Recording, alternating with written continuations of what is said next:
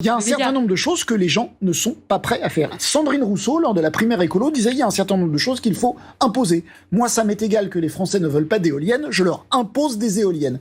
Qu'en pensez-vous, vous? Faut-il imposer ou faut-il convaincre? Je pense que quitte à ce que ça dure des années. C'est vraiment les deux qui doivent aller ensemble. Ça doit être fait de manière concomitante. On ne peut pas juste arriver avec une mesure et l'imposer. Et je pense qu'il doit aussi y avoir un débat citoyen sur de très nombreux sujets, notamment, je sais rien, sur les éoliennes, sur comment ça se passe, que peut-être faire en sorte qu'il y ait plus de participation citoyenne sur ces questions-là. Et après, sur certains sujets, évidemment, il faudra l'imposer. De toute façon, une démocratie, c'est pas l'ensemble du pays est d'accord, c'est la majorité du pays est d'accord. Je pense que c'est une vision très optimiste que de penser que si les gens comprenaient ce qui est en jeu, ils seraient d'accord. Je pense qu'il faut admettre que les gens, pour partie, n'en veulent pas, et puis c'est tout. Et c'est la démocratie, malheureusement. Et alors on fait quoi ?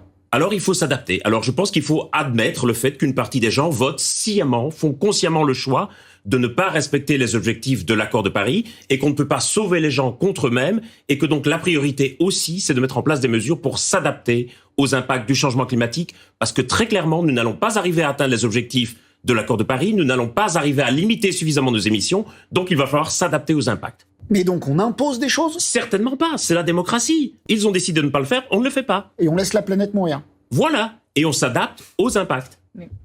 Si les gens veulent se suicider collectivement, c'est leur responsabilité, c'est leur droit. En tant que scientifique, je n'ai pas la prétention de dire « je vais aller vous sauver de votre suicide collectif ». Suicidez-vous.